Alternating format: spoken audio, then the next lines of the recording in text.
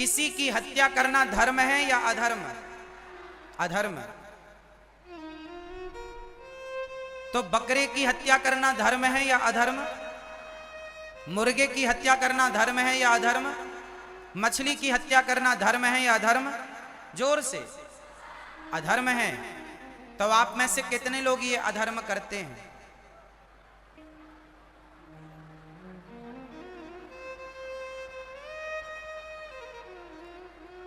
धर्म क्या है? किसी के प्राणों की रक्षा करना धर्म है और किसी के प्राणों को ले लेना, किसी की जान ले लेना अधर्म है। इसलिए आप सभी से निवेदन करूंगा कि किसी भी स्थिति में धर्म ना छोड़ा जाए। धर्म किसी की हत्या करना नहीं, बल्कि किसी के प्राणों की रक्षा करने का नाम धर्म है। किसी की हत्या करने का नाम धर्म नहीं है। किसी के प्राणों की रक्षा करना सीखिए, हत्या करना ना सीखिए। बताइए, दया करना धर्म है या नहीं? दया धर्म का मूल है ना? सबसे बड़ा धर्म है दया। लेकिन आज लोग इतने निर्दयी हो गए हैं कि अपने स्वाद के लिए आप बकरे को मार डालते हैं, मुर्गे को मार डालते हैं, मछली को मार डालते हैं और पकाकर खा लेते हैं। क्या ये धर्म है? अच्छा बताओ, बिहार में भरपेट खाने के लिए दाल चावल सब्जी रोटी फल फूल काजू बादाम है या नहीं? पर्याप्त मात्रा में दाल चावल सब्जी रोटी पर्याप्त मात्रा में है या नहीं? है तो हाथ उठा के बताओ। है? पेट भरने के लिए है? तो फिर कुछ लोग जो बकरा मछली मुर्गा मांस खाते हैं, क्या इनका मांस खाना सही है? बोलो। किसी की हत्या आप केवल इसलिए करते हैं कि आपको अच्छा लगता है मांस खाना।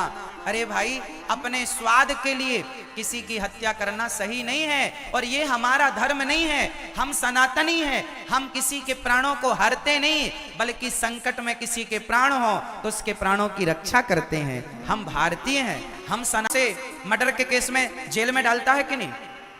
हाँ या ना?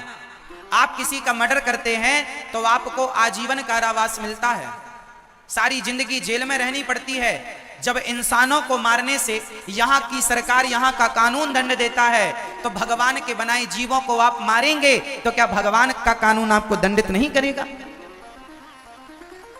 यहाँ के कानून से शायद कोई बच भी जाए, पर वहां के कानून से, ईश्वर की नजरों से बच पाना बड़ा कठिन है। इसलिए किसी की हत्या ना करो। हमने सुना है बिहार में मंदिरों में भी बकरे की बलि चढ़ाई जाती है। कुछ कुछ मंदिरों में, आपके शादी आदि में भी, बच्चों के जन्मदिन में भी। किस किस के यहाँ ऐसी परंपराएं हैं? हाथ उठाओ। कि बच्चे के जन्मदिन में, बच्चे के जन्म होने पर, शादियों में बकरे की बलि चढ़ाई जाती है। हाथ उठाओ। किस किस के यहाँ ये परंपराएं हैं? आज भी हैं? बताओ, ये परंपराएं सही हैं या गलत है?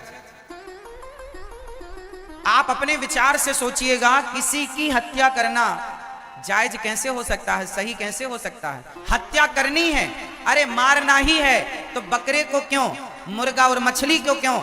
मारना ही है तो अपने अभिमान, अपने अहंकार को मार दीजिए, अपने क्रोध को मार दीजिए। देवी के आगे बलि चढ़ानी है तो स्वयं की बुराइयों की बलि चढ़ा दीजिए। क्या आपके अंदर बुराइयां नहीं हैं? हैं तो उन बुराइयों की बलि क्यों नहीं चढ़ाते? बकरे की क्यों? और किस देवी ने बकरे की बलि मांगी? किसी वेद में, किसी पुराण में बकरा बकरी की बलि का नहीं लिखा। आप जो किसी की हत्या करते हैं देवी देवताओं के नाम पर, वो सब गलत कर रहे हैं। वेद में लिखा है अहिंसा ही परमो धर्मः। हमारे वेद कहां से शुरू होते हैं? अहिंसा ही परमो धर्मः की बात से। जहां अहिंसा मतलब, हिंसा मतलब हत्या करना। आज हमारे देश में क्या चल रहा है? जातियों का विभाजन चल रहा है। आजकल हमारे देश में लोग जातियों के नाम पर लड़ रहे हैं। यही किया था अंग्रेजों ने। हमारे देश में एक नारा दिया, फूट डालो शासन करो। जातियों को जातियों से लड़ाया इस जाति को उस जाति से लड़ाया, हम लड़ते रहे, अंग्रेज हम पर शासन करते रहे। आज भी हमारे देश में क्या चल रहा है? आज भी हमारे देश में जातियों के नाम पर लड़ाइयां चल रही हैं। ये इस जाति का, वो उस जाति का, जाति जाति जाति जाति। एक बात बताओ, हम लोगों को जातियों के नाम पर भटके रहना चाहिए या सनातनियों को संगठित रहना चाहिए? किसमें भला है सनातनियों का? बोलो, किसमें भला है? अभी बांग्लादेश में जब हिंदुओं का कत्लेआम हुआ, नरसंहार हुआ, तो क्या वहां जातियां पूछ करके हिंदुओं को मारा गया? क्या केवल हिंदू था मार दिया? ब्राह्मण था, क्षत्रिय था, वैश्य था, शूद्र था। उन बांग्लादेश के मुसलमानों को इससे कोई मतलब नहीं कि तुम ब्राह्मण हो, कि क्षत्रिय हो, कि वैश्य हो, कि शूद्र, बस तुम हिंदू हो, तुम्हें मारा जाएगा। अब ये भारत के हिंदुओं को पता नहीं कब अक्ल आएगी और कब ये संगठित होके रहेंगे। हमारे देश में देखो, बड़े बड़े नेता लोग जातियों का जहर घोलते हैं, हाँ या ना? जातियों के नाम पर राजनीति होती है इस देश में। जातियां व्यवस्था के लिए बनी थी। भगवान ने जब ये संसार बनाया तो संसार की व्यवस्था कैसे बनेगी? तब उसके लिए भगवान ने 4 लोगों को प्रकट किया, ब्राह्मण को, क्षत्रिय को, वैश्य को और शूद्र को। ये 4 कौन है? कोई ब्राह्मण नहीं होता, कोई क्षत्रिय नहीं होता, कोई वैश्य और कोई शूद्र नहीं होता। ये व्यवस्था के लिए 4 वर्ण बनाए गए थे। आजकल हमारे देश की मीडिया बोली मैं वर्ण व्यवस्था नहीं मानती। हमारे देश के बुद्धिजीवी लोग, कुछ नेता और हमारे देश का मीडिया कहता है कि जी हम वर्ण व्यवस्था नहीं मानते। क्या नहीं मानते? बोलो, वर्ण व्यवस्था। ये वर्ण व्यवस्था क्या है? ब्राह्मण, क्षत्रिय, वैश्य, शूद्र। बताओ, इन चारों को भगवान ने लड़ने के लिए भेजा है या चारों मिलजुल के इस देश को आगे ले जाओ इसके लिए भेजा है? खुश रहो, प्रसन्न रहो, हंसो, हंसाओ, आंसू पोंछो, किसके लिए भेजा है? ये 4 काहे बनाए? बताओ जरा। ब्राह्मण क्यों बनाए परमात्मा ने? बोलो। क्षत्रिय क्यों बनाए ईश्वर ने? अच्छा बताओ, ये ईश्वर ने जो 4 बनाए, सही बनाए कि गलत बनाए? बोलो। ईश्वर ने गलत बना दिया? सही बनाया, गलत बनाया? बताओ, ब्राह्मण को भगवान ने क्यों बनाया? उत्तर दो। ब्राह्मण को बनाया कि तुम जाओ, तपस्वी बनो, तपस्या करो, पढ़ो और पढ़ाओ। ब्राह्मण का काम था पढ़ाना, इसलिए अर्जुन को पढ़ाने वाले ब्राह्मण थे गुरु द्रोणाचार्य। भगवान श्री कृष्ण को पढ़ाने वाले ब्राह्मण थे सांदीपनि और गर्गाचार्य जी। भगवान राम को पढ़ाने वाले ब्राह्मण थे वशिष्ठ जी।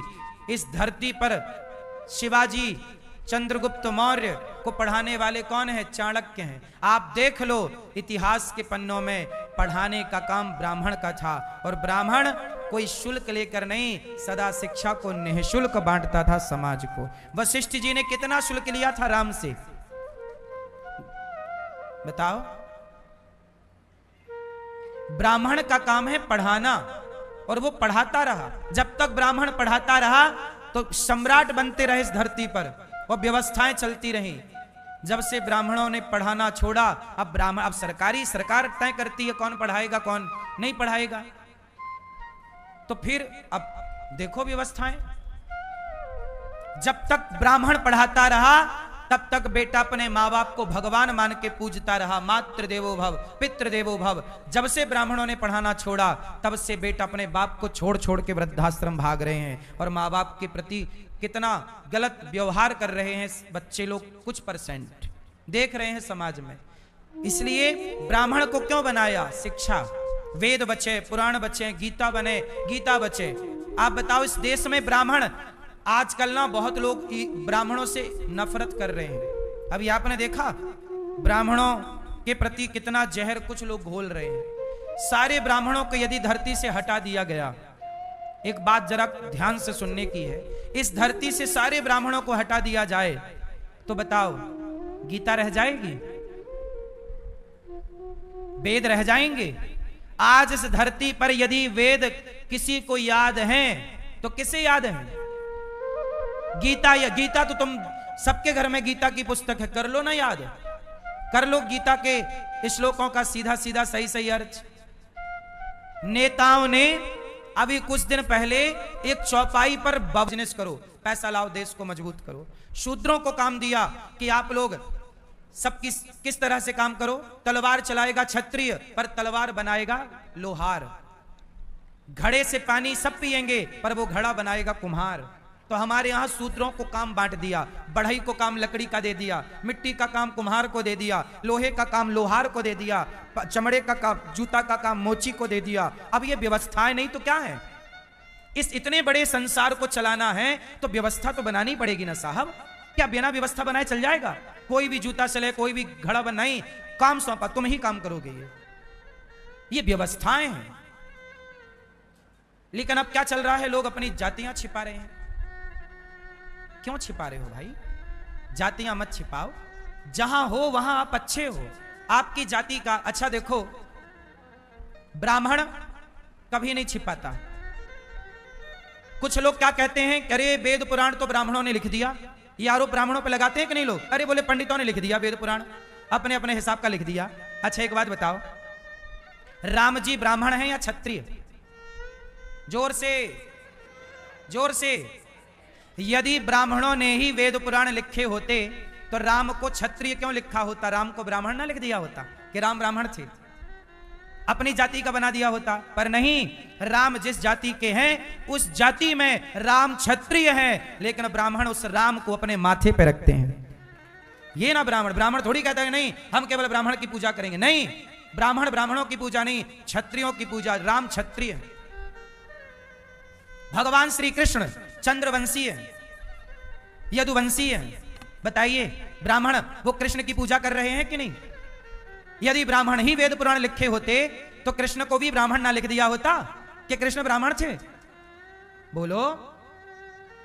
लेकिन ब्राह्मणों ने जैसा था वैसा स्वीकार किया। और ब्राह्मण, बताइए ब्राह्मण किसकी पूजा करते हैं? हम ब्राह्मण हैं, किसकी पूजा करते हैं? हम राम की पूजा करते हैं। राम क्षत्रिय हैं, हम कृष्ण की पूजा करते हैं। भगवान श्री कृष्ण यदुवंश हैं, यदुवंशी है ना, चंद्रवंशी है, पूजा करते हैं। बोलो हाँ, बताओ। और आजकल लोग क्या कह रहे हैं? बोले कृष्ण तो हमारी जाति के हैं। तो क्या भैया कृष्ण केवल तुम्हारे हैं? अब हमारे देश में ये डिबेट हो रही है न्यूज चैनलों पे कि नहीं? कुछ लोग कह रहे हैं कृष्ण तो हमारी जाति के हैं। बोलो हाँ, तो भैया केवल कृष्ण तुम्हारे हैं, दूसरों के नहीं है। अब आज के युग में अब भगवान को भी बांटने लग गए कि ये हमारे हैं, ये तुम्हारे नहीं है। अरे भैया, भगवान सबके हैं। भगवान को जातियों के बंधन में ना रखो। अभी तक नेता लोग जातियों में थे, अब नेताओं ने अपनी राजनीति में भगवान को भी घसीट लिया कि भगवान भी ये हमारी जाति के हैं और ये हमारी जाति के नहीं है। क्या ये इससे देश का भला होगा? उत्तर दो मेरी मां। देश का भला किससे होगा? संगठित रहो सनातनियों। ब्राह्मण सबसे पहले अंतरिक्ष में जाने वाला वो ब्राह्मण था जिससे इंदिरा गांधी ने बात की थी अंतरिक्ष से। और अभी वर्तमान में जो लड़का गया है वो भी एक ब्राह्मण है जिससे मोदी जी ने बात की अंतरिक्ष में कैसा फील हो रहा। उसने माइक छोड़ के दिखाया कि हाँ भैया, सब गुरुत्वाकर्षण नहीं है ना, गिरता नहीं, ऊपर ही रहता। देखा ना आप लोगों ने? अभी जो अंतरिक्ष में लड़का गया, वैज्ञानिक गया, वो कौन था? बोलो। वो एक ब्राह्मण है। क्यों भाई? ब्राह्मणों के पास देखो, ब्राह्मणों के पास आरक्षण तो है नहीं। ब्राह्मण के पास आरक्षण तो है नहीं। ब्राह्मणों को लोग गालियां और देते हैं कि पंडितों ने ये सब किया। हर कुछ भी गलत हो, सारा दोष किस पे दिया जाता है? कि पंडितों ने बना दिया। जबकि पंडितों की हालत कैसी थी? भगवान कृष्ण के जमाने में ब्राह्मणों की हालत ऐसी थी कि सुदामा फटी धोती पहन के द्वारिका आए थे। ये ब्राह्मणों की दशा थी उस टाइम पर। तो जब ब्राह्मणों की दशा भीख मांगने की थी द्वापर में, तो वो ब्राह्मण क्या खेल रचाएगा बताओ? वो तो भीख मांग के ना पेट भर रहा है। कृष्ण के जमाने में ब्राह्मणों की हालत ये थी, फटी धोती पहन के गए थे सुदामा द्वारिका। बोलो हाँ। और आज वो ब्राह्मणों पर आरोप लगाया जाता है कि ब्राह्मणों ने ये सब कर दिया। ब्राह्मणों ने इस देश को बचाया है। ब्राह्मणों ने, देखो बात सबकी है, ब्राह्मण क्षत्रिय वैश्य शूद्र, मैं सबकी बात करूं, हम सब एक हैं, लेकिन ब्राह्मणों पर आज बहुत सारे लोग उंगलियां उठा रहे हैं कि नहीं? ऐसा लगता है समाज ब्राह्मणों की दुश्मन होती जा रही है। हम तो कहते हैं यदि ऐसा ही नफरत है, सारे ब्राह्मणों को खड़ा करके गोली क्यों नहीं मार देते? खत्म, ना रहेगा ब्राह्मण, ना बजेगी बांसुरी, ना रहेगा बांस, ना, जब इतनी नफरत है तो सीधा खड़ा करके सीधा खत्म ही कर दो, बच्चों को मार दो। ब्राह्मण है, ब्राह्मण हो, क्षत्रिय हो, वैश्य हो या शूद्र हो, किसी से जाति नहीं पूछी जाती। लोग केवल राजनीति करते हैं, हम धरा पे उतर के समाज को एक करने का काम करते हैं। हम तो राजनीति नहीं कर रहे हैं, हम तो समाज में एक भाईचारा की स्थापना कर रहे हैं कि भाई मिलके रहो, आपस में चलो, आप हमें मार दो, हम आपको मार दें, क्या पाएंगे? लड़ लो। लड़ाया था अंग्रेजों ने, क्या पा लिया तुमने? 200 साल गुलाम रहे, सारा सोना लूट के ले गए। लड़ने में नुकसान होगा, तीसरा फायदा उठाएगा। अभी पाकिस्तान कोई अपना हो गया क्या जो तुम आपस में लड़ना शुरू कर दिए? तुम्हारे दुश्मन बहुत हैं साहब। अभी पाकिस्तान से लड़ाई हुई तो पाकिस्तान नहीं लड़ रहा। कल ही हमारे एक सेनापति ने बोला, सेना के बड़े अध्यक्ष ने बोला कि चाइना लड़ रहा था हमसे, जो सिंदूर, ऑपरेशन सिंदूर हुआ, बोले पाकिस्तान लड़ ही नहीं रहा था। पाकिस्तान की आड़ में कौन लड़ रहा था? चाइना। वो अपने सारे हथियार आजमा रहा था कि पास है कि फेल है। फिर हमारा देश तो, हमारा दुश्मन पाकिस्तान नहीं है, पाकिस्तान तो मोहरा है। बोलो हाँ, हमारे देश ने सिंदूर, ऑपरेशन सिंदूर में पाकिस्तान से लड़ाई नहीं लड़ी, चाइना से लड़ाई लड़ी है। ये बात सही है, ये मैं नहीं बोल रहा हूं। अभी कल परसों में एक हमारे सेना के मुखिया ने बयान दिया, कल या परसों।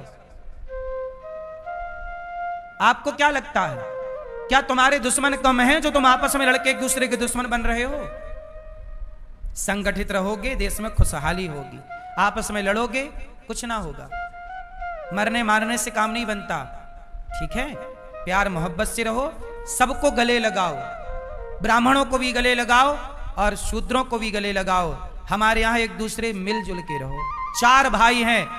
आप कितने भाई हो भैया? 2 भाई। आप कितने भाई हो? 2 भाई। आप कितने भाई हो? 2। आप कितने भाई?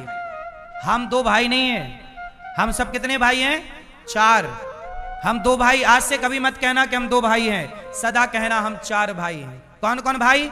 भगवान के 4 बेटे हैं। भगवान के मुख से एक बेटा हुआ ब्राह्मण, भुजा से बेटा हुआ क्षत्रिय, जंघा से बेटा हुआ वैश्य, चरण से बेटा हुआ शूद्र। हम चारों का बाप तो एक ही है। जब चारों का बाप एक है तो हम चारों भाई हो गए। इसलिए चारों को मिलके रहना, और हम 4 भाई हैं, ना कि कोई 2 भाई, ना कि कोई 1, ना कि कोई 3। कितने भाई? हम 4 भाई मिलजुल के। और सुनो, 4 भाई हम कौन कौन हैं? और सुनो, हमारा एक भाई है जैन। जैन कौन है? जैन हमारे भाई हैं। एक जैन मुनि की मैं बात सुन रहा था आज, उन्होंने कहा कि हम कोई हिंदू से अलग थोड़ी हैं, हम हिंदू ही तो हैं। जैन एक परंपरा है, पर जैन और हिंदू ये 2 नहीं है।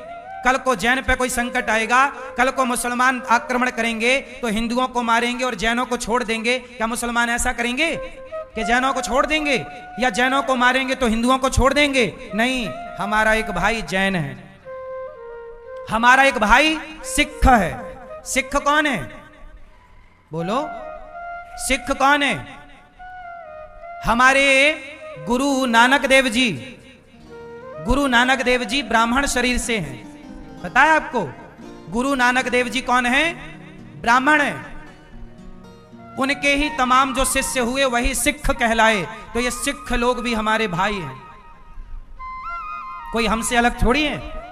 यदि मुसलमानों का आक्रमण हुआ इस देश में तो क्या हिंदुओं को मारेंगे तो क्या सिखों को छोड़ देंगे? या सिखों को छोड़ देंगे तो क्या हिंदू